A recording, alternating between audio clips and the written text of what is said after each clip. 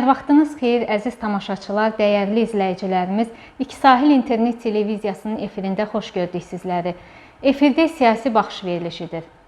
Son 200 ildə Azərbaycanlılara qarşı məqsədyönlü şəkildə həyata keçirilmiş etnik təmizləmə və soyqırım siyasəti nəticəsində xalqımız ağır məşəqqətlərə, məhrumiyyətlərə məruz qalmış, mərhələ-mərhələ genişləndirilən qeyri-insani siyasət nəticəsində Azərbaycanlılar indi Ermənistan adlandırılan ərazidən, yəni tarixi Dədə-Baba torpaqlarından didərgin salınmış və kütləvi şəkildə qətl və qırğınlara məruz qalmışlar. Və bugün biz verilişimizdə 31 mart bəşəri cinayətlərdən danışacağıq. Təbii ki, qonağımızla bərabər. Qonağımız politoloq Aytən Qurbanovadır. Aytən xanım, xoş gəlmişsiniz. Xoş gördük Sevinç xanım. Aytən xanım, az öncə də qeyd etdiyim kimi 1918-ci il mart hadisələri sadəcə daxili münaqişə deyil, bu planlı şəkildə həyata keçirilən siyasətin tərkib hissəsi idi və sizcə bu qanlı hadisələrin əsl hədəfi nə idi və niyə məhz Bakıdan başlayaraq digər bölgələrə də yayıldı?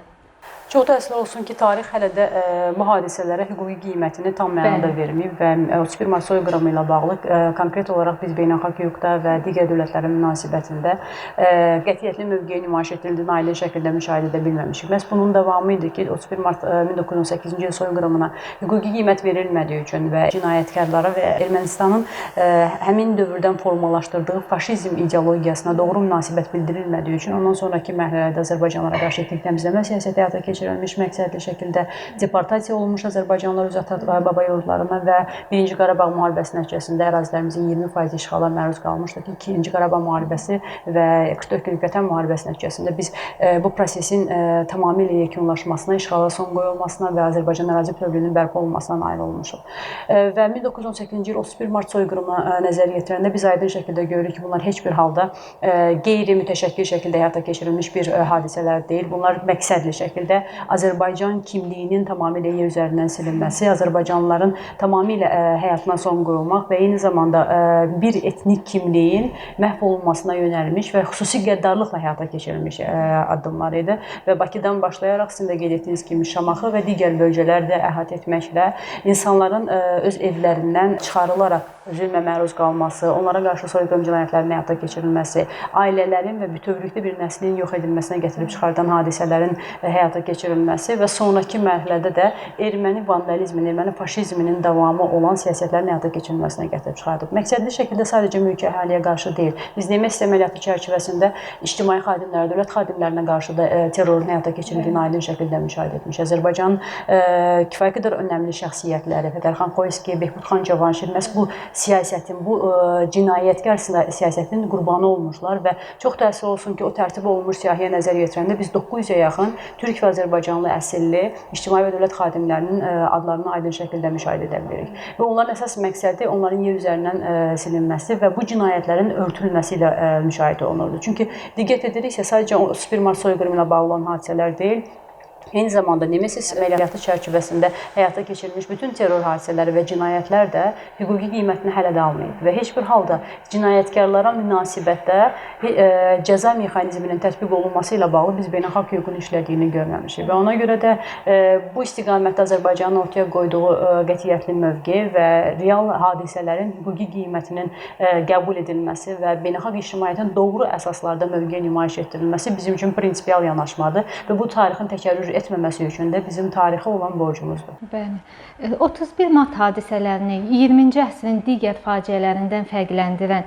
əsas amillər hansılardır və bu hadisəni biz niyə sıradan bir qırğın yox, məhz soyqırımı adlandırırıq?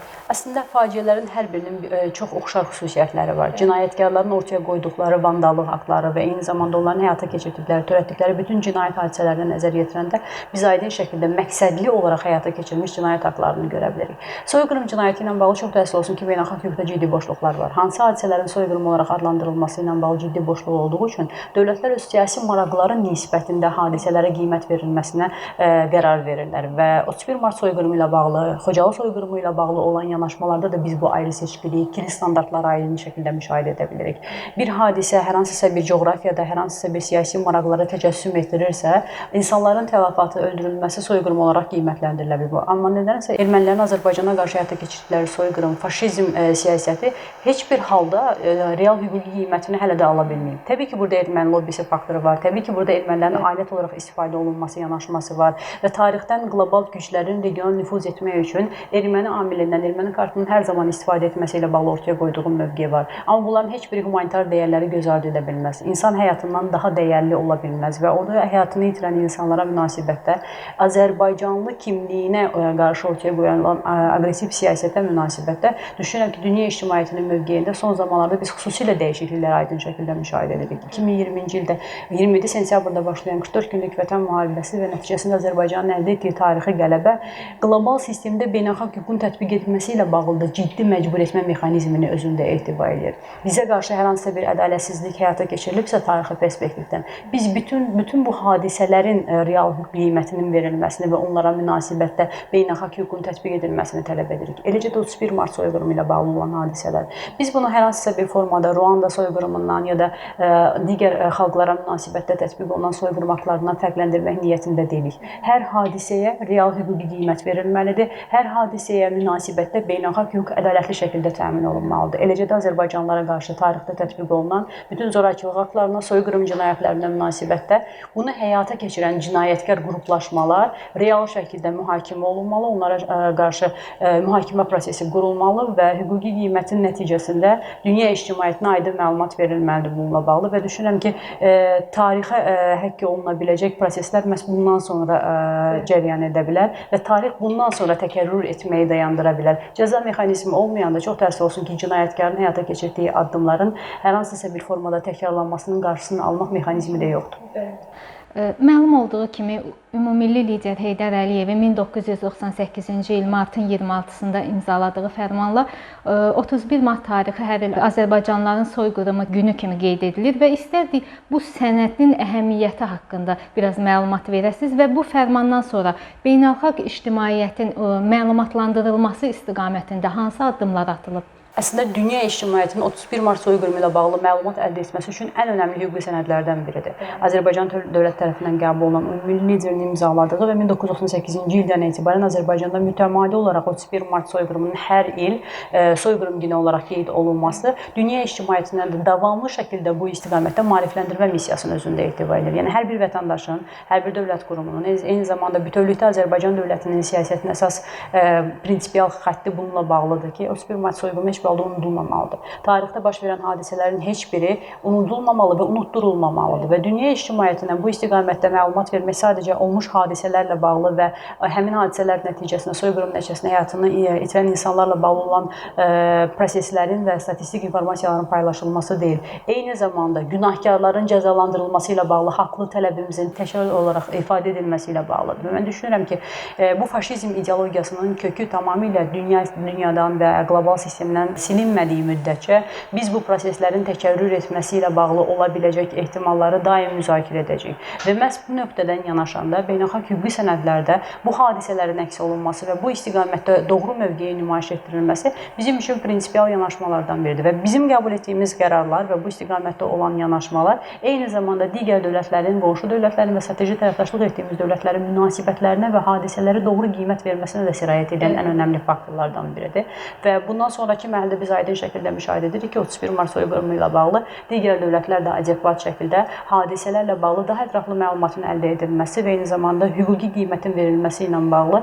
adekvat mövqe nümayiş etdirə bilirlər. Deməli, ən təsirli mexanizmlərdən biri məhz hüquqi sənədlərdə bu soyqırım hadisələrinin öz əksini tapması ilə bağlıdır. Eləcə də Xocalı soyqırımı ilə bağlı olan Azərbaycanın həyata keçirdiyi Xocalıya ədalət kampaniyası nə qədər geniş auditoriyaya çıxış imkanı əldə etdi və nə qədər çox insanlar dünya ictimaiyyəti əslində Xocalıda baş verən faciə ilə bağlı real məlumatları əldə edə bildilər. Paralel şəkildə biz müqayisə edəndə tarixdən bizim qarşılaşdığımız bütün vandallıq aktları, soyqırım cinayətləri ilə bağlı biz institusional formada işin getdiyini aydın şəkildə müşahidə edirik. Bu sadəcə olaraq sözlü ya da hər hansısa bir ildə bir gündə ifadə olunan bir yanaşma deyil. Bugün məhz həmin hadisələrin real şəkildə daha toplu olaraq ifadə olunması, maarifləndirilməsi üçün müəyyəndir. Amma ilin hər günündə biz həm 31 mart soyqırımı ilə bağlı, həm 26 26 fevral Xocalı soyqırımı ilə bağlı həm Başlıbeldə olan, Boğansayrımda olan hadisələrlə bağlı real şəkildə bütün dünya ictimaiyyətinin məlumatlandırılması və heç bir halda bunun təkrar edilməsinə icazə verilməyəcəyi ilə bağlı qətiyyətli mövqeyimizi aydın şəkildə ifadə edirik. Düşünürəm ki, burada Azərbaycanın ortaya qoyduğu mövqe əslində dönüm nöqtəsidir.